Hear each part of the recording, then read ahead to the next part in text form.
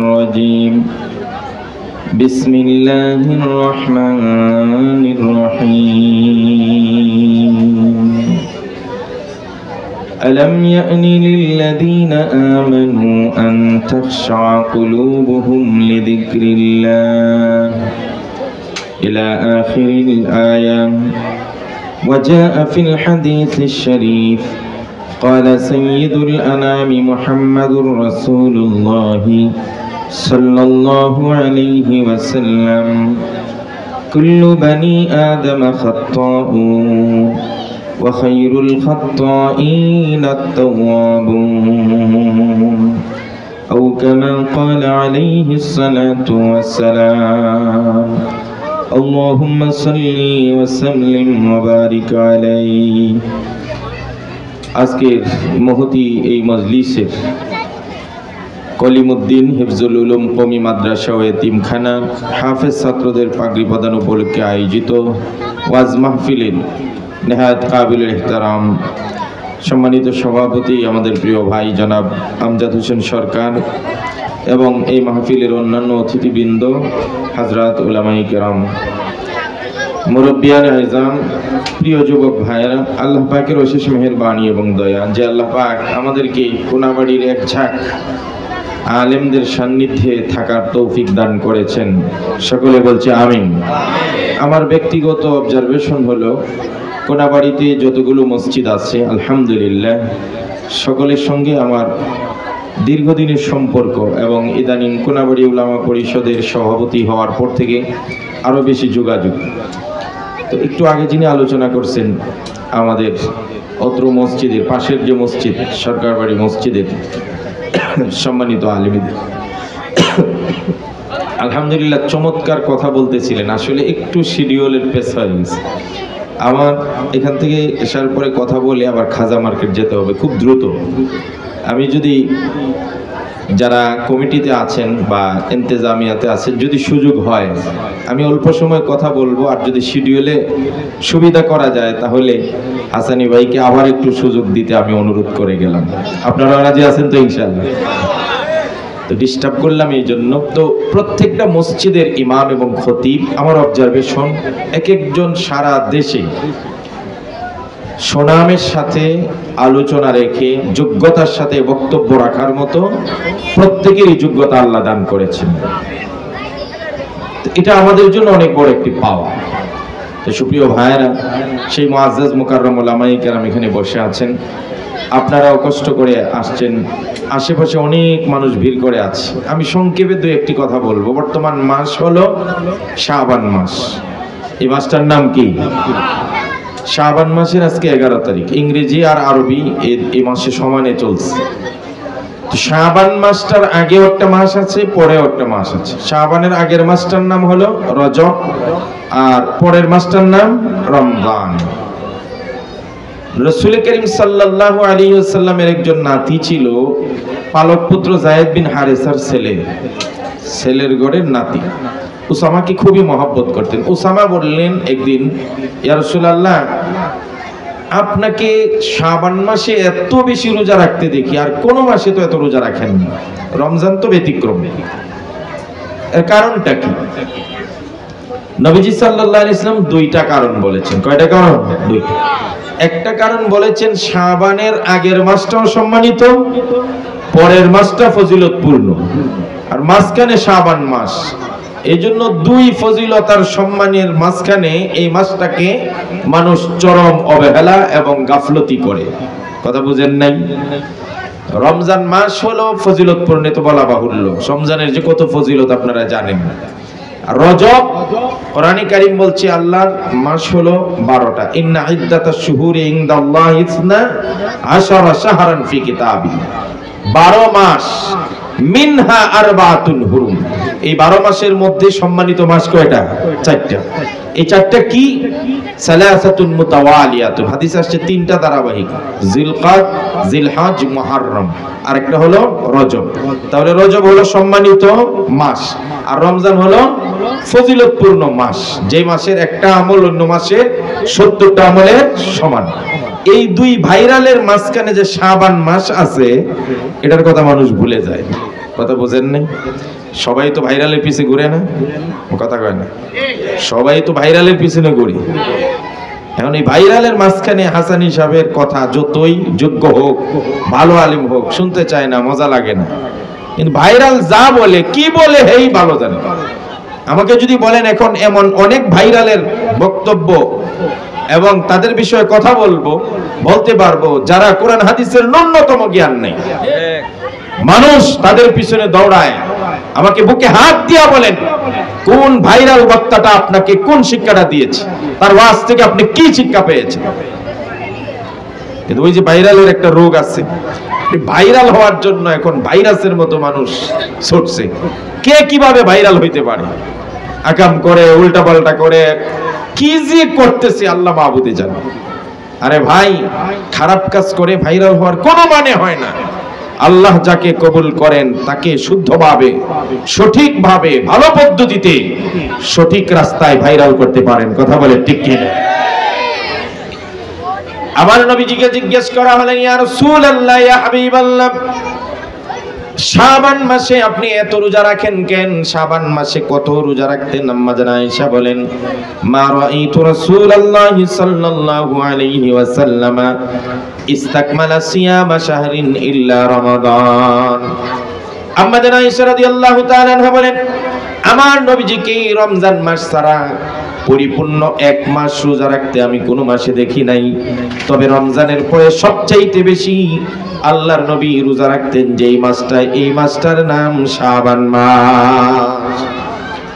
হযরত যায়েদ ইবনে হারিসার ছেলে উসামা, তিনি যখন জিজ্ঞেস করলেন, হুজুর শাবান মাসকে এত মহব্বত করেন, এত রোজা রাখেন, কারণটা কি?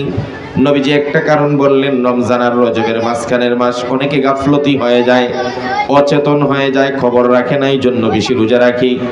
আরেকটা কারণ বিশ্ব নবী বলেন, বান্দার আমল আল্লাহর দরবারে ওঠানো হয় তিন সময়ে।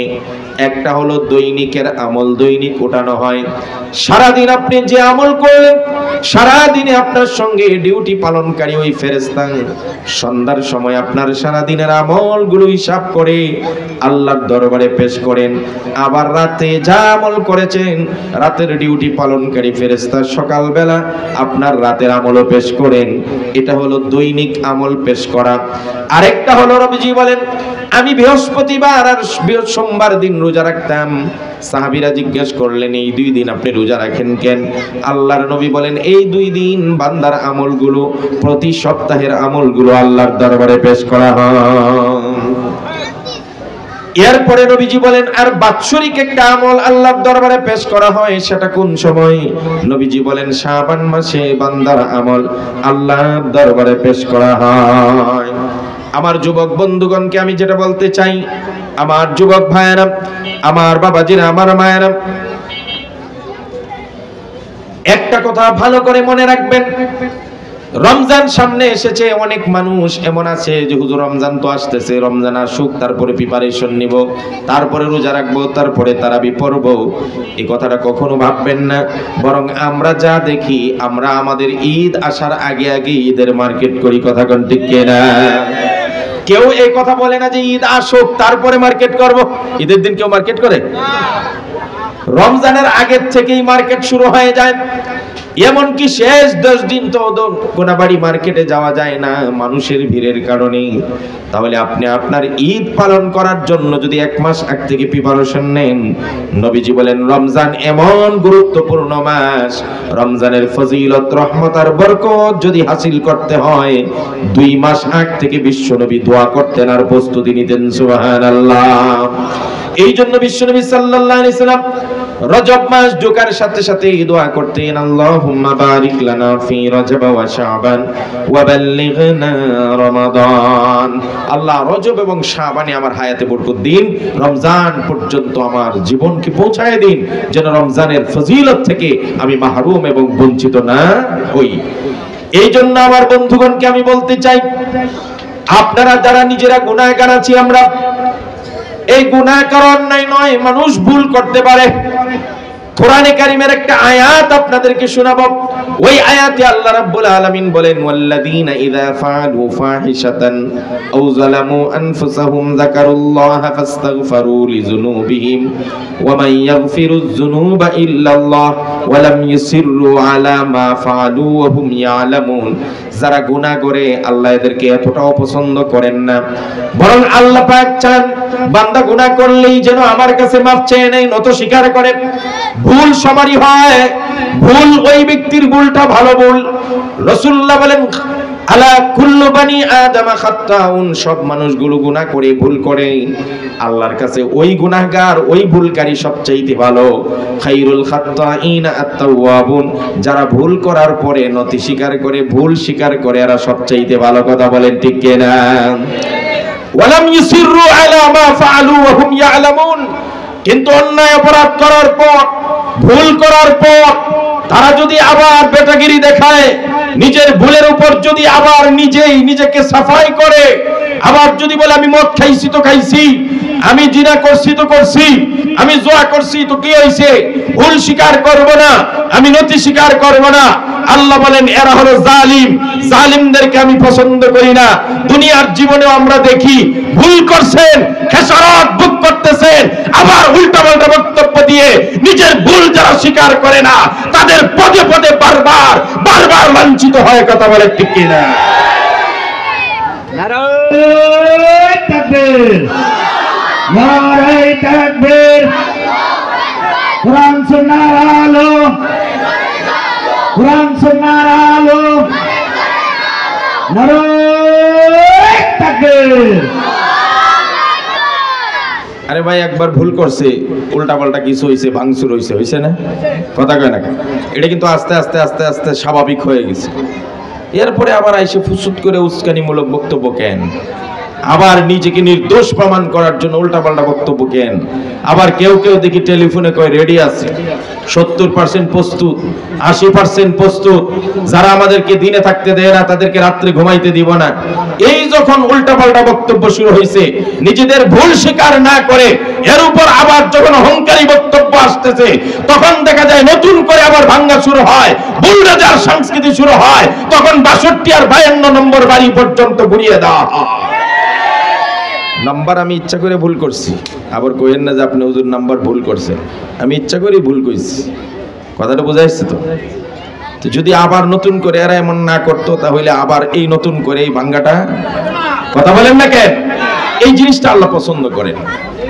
অনেকে মায়া কান্না করতে পারেন, কিন্তু আমরা ভুক্তভোগী, সবচাইতে ভুক্তভোগী। এই যে আমার ভাই মামুনুল হক সাহেব আর আল্লামার সাইদি সাহেবের কথা বলছেন, এই মামুনুল হক সাহেবের ব্যাপারে ওই তথাকথিত সংগঠনের এক হিন্দু ছেলে রাজধানী ঢাকার বুকে দাঁড়িয়ে সে ওপেন চ্যালেঞ্জ করে বলছে, এ মামুনুল হক হিজড়ারা, এই শব্দটা বলছে। আপনারা শুনছেন কিনা ফেসবুকে এই ভিডিও ঘুরতেছে। এ হিজড়ারা, তোরা কই? মাঠে আয়, সামনে আয়, তোরা ওয়াজের মঞ্চে বড় কথা বলস, তোদেরকে পাইলে আর কেউ লাগবে না, আমি একে লাঠিয়ে সব ভেঙে ফেলবো, এই করবো সেই করবো। মামুনুল হককে তোরা চ্যালেঞ্জ দেস। এবারে মামুনুল হক তো বাঘের বাচ্চা বাঘ, সে তো দেশ ছেড়ে পালাই নাই, তাকে অ্যারেস্ট করেছো, আয়না করে নিয়েছো, 2.5 বছর রিমান্ডে নিয়েছো, জাতির সামনে কলঙ্কিত করার চেষ্টা করেছো, কিন্তু দেশ ছেড়ে পালিয়ে যায় নাই। আজকে তোদের প্রমাণ করেছিস তোরাই আসলে শিয়ালের বাচ্চা। কথা বলে ঠিক কিনা? ইসলামের শত্রুরা, আলেম ওলামার শত্রুরা, এই জন্য যারা ভুল করছি আমরা, রমজান আসার আগে তওবা করার দরকার আছে না নেই? আর জোরে বলেন, তওবা করার দরকার আছে না নেই? ছোট্ট একটা ঘটনা উদ্ধৃতি দিয়ে আমি আমার কথা শেষ করে দিব। এই পৃথিবীতে একজন মানুষ ছিলেন, মালিক ইবনে দিনার নামে। লোকটা এতটা খারাপ ছিলেন, এতটা মন্দ ছিলেন, এতটা পাপাচার ছিল, সারা দিন রাত শুধু মদ খাইতো আর টাল হয়ে পড়ে থাকতো। রাতের বেলা মদ খেয়ে বাসায় আসতো, বাসার ভিতরে মদ ঢেলে ঢেলে খেত। তার ছোট্ট একটা মেয়ে বাচ্চা ছিল, মেয়েটা মাঝে মাঝে বদের বোতল সরিয়ে দিত, কিন্তু সে সব করলো, মেয়েটাকে আদর করত, কিছু বলতো না, কিন্তু মদ খাওয়া ছাড়ে নাই। এমনই একদিন ওই মালিক ইবনে দিনার, শবে বরাত আমাদের আসতেছে আগামী শুক্রবার, শবে বরাতের রাত্রেও সে মদ পান করে বাসায় ঢুকে। কতটা অনুপযুক্ত, কতটা নালায়েক, কতটা পাপী, কতটা মদ্যপ হলে পরে এমন কাজ করতে পারে। শবে বরাতের রাত্রে বাসার ভিতরে আসছে, মদ পান করে, আসার পরে ইচ্ছামতে মদ পান করে টাল হয়ে যখন ঘুমিয়ে পড়েছে, চোখ যখন লেগে গেছে, হঠাৎ করে তাকিয়ে দেখে স্বপ্নে যুগে সে হাসরের মাঠ কায়েম হয়ে গেছে। এই বাঁশি দেখ, এই বাঁশি দিও না, শব্দ করবে না। সে শবে বরাতের রাত্রে ঘুমিয়ে পড়ছে মদ পান করে, ঘুমের ঘরে স্বপ্নে দেখে হাসরের মাঠ কায়েম হয়ে গেছে। আরে আবার বাঁশি দে, এই বেটা বাঁশি দেশকে।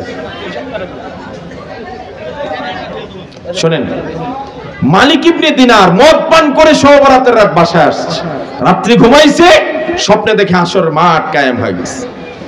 মালিক ইবনে দিনার দেখলো স্বপ্নে যুগে একটা বিশাল বড় অজগর সাপ, বিষধর সাপ ওই হাসরের মাঠে মালিক ইবনে দিনারকে সমানে দৌড়াইতেছে, তারা করতেছে তাকে ধরার জন্য, খাওয়ার জন্য। মালিক ইবনে দিনার স্বপ্নে যুগে ওই সাপ থেকে বাঁচার জন্য সমানে দৌড়াইতেছে। সামনে গিয়ে দেখে একটা বৃদ্ধ লোক লাঠি ভর দিয়ে দাঁড়িয়ে আছে। ওই লোকটাকে পেয়ে মালিক ইবনে দিনার বলছে, চাচা মেহেরবানি করে আমাকে রক্ষা করেন, এই বিষধর বিশাল বড় একটা সাপ আমাকে খাওয়ার জন্য তারা করছে। চাচা বলতেছে, বাবা আমি এতটাই দুর্বল, আমার গায়ে শক্তি নাই, লাঠি ছাড়া আমি চলতেও পারি না। যেই বড় বিষধর আর বিশাল সাপটা তোমাকে তাড়া করছে, এই সাপের হাত থেকে বাঁচানোর জন্য আমার শক্তিও নাই, সামর্থ্য নাই, মাফ করো।